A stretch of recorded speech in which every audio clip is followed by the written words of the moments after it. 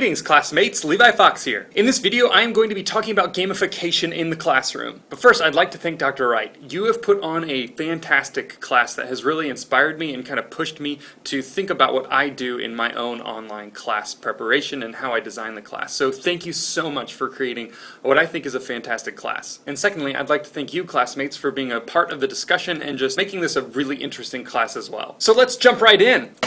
In my paper, I argue that gamification is a technological tool, but I don't argue that it is a technological tool in education. I think that it's a trend in education. I think it's actually an emerging trend within education. And I'll get into reasons for this later. So, as any good academic would do, let's define terms. The definition that I found in the dictionary for trends is to extend in a general direction, follow a general course. It goes on to just use the example of a mountain range might trend in a certain direction. I really like that because it's this idea that while some of the peaks might not be as high as others, they still kind of trends towards the south, let's say. And that's what a trend is. It's something that just generally kind of follows a pattern. Like what the definition says, Levi. Investopedia rounds out the definition of trends by pointing out that there's also short-term, intermediate, and long-term trends. I want to make one more clarification. A trend is not the same thing as something that is trendy. The dictionary defines trendy as something that's fashionable or kind of cool at the moment. Even though trends can become trendy, a trend is something that is moving in a general direction, versus trendy is something that would be here today and then gone next month. A lot of social media apps or games or stories or memes, those things are trendy, but the general trend is social media, and it is the use of memes, even though individual memes and individual social media sites might be here today and gone next month. The last thing I'd like to define is what is gamification. Gamification is where you essentially try to take something really boring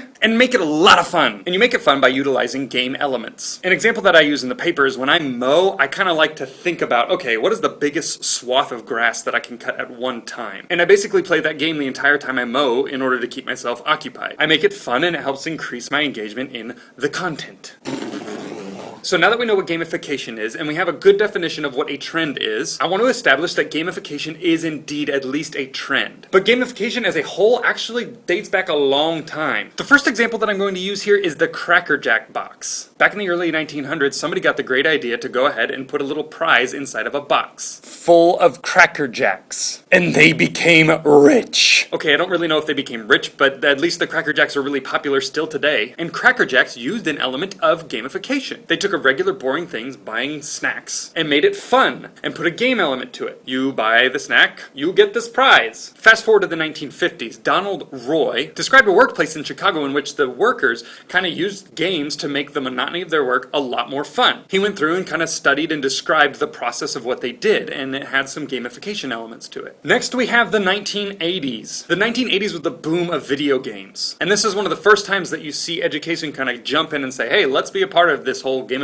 thing. Two researchers from MIT and Stanford kind of pioneered this work. They looked at how video gaming could actually increase one's problem-solving skills. Furthermore, some games that came out in the 1980s were things like Where in the World is Carmen Sandiego and The Oregon Trail. Yay, Oregon Trail! For killing all of my people with your horrible and creative diseases. Okay, so a lot of things happened between the 1980s and 2007, but I want to jump to 2007 because this one's really interesting. A company called Bunchball signed its first contract. Bunchball used game mechanics in order to incentivize engagement with clients. And you know what the TV show that first contract was with? The Office. And they became rich. The last item I'll mention is from 2011. A game called Fold It was developed in order to map some enzymes that were connected to HIV and AIDS. And this game had real-world implications. What had puzzled researchers for 10 years, the collective group of people who were playing this game were able to actually solve this problem in 10 days. It was a pretty complicated process, and I'm not 100% sure exactly how all of it worked, but the bottom line is that the gamification of this thing actually helped move science forward. I hope that that's something that convinces you that gamification is not just a trend. It's something that is very much established and very well understood. In 2014, there was a paper published by a group of people who I really had a hard time pronouncing their names. The paper looked at articles and conference papers that studied gamification and education. This chart right here shows you just how little education and gamification has been studied together. You see, in 2010 there were no papers, in 2011 there were a few papers, and in 2012 there were a few less papers, and then boom, 2013, here we come! And this is what we would call an emerging trend.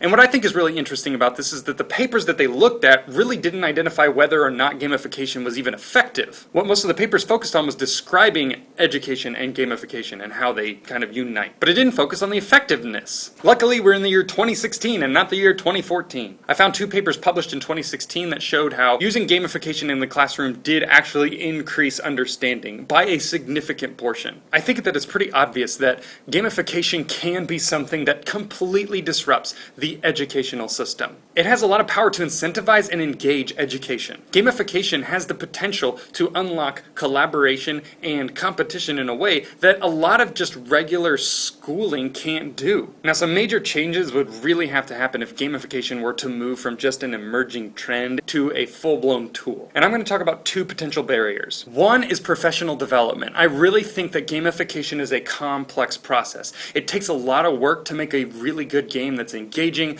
that is interesting, and it takes a lot of planning. And if you're not prepared, if the teachers are not prepared to put that in place and make it their own and make it really good, it's going to fail. The second potential major issue would just be a lack of resources, especially when it comes to technology and gamification. Technology is expensive, and yes, a lot of more people are getting access to it than had before, but a lot of the software and hardware out there are really expensive. I think that there's a resource gap. Now, I see these 2 things as a problem because of my personal experience. In a class that I'm helping to develop for the fall 2016 semester, we've created a game to help students connect and to engage socially. There's a lot of detail that go into the game, but here's just kind of the general premise. The students post on social media just saying, hey, I was here at this time and I was doing this, and they take a picture of it. And then students get points for posting those things. Along the way, they're unlocking various activities. So there's an ice cream social that can be unlocked. And then various toppings that will also add to the ice cream social. Along with that, they're working for this end of the semester banquet that we'll put on for them if they can complete the tasks. And they get the added perk of having a verbal test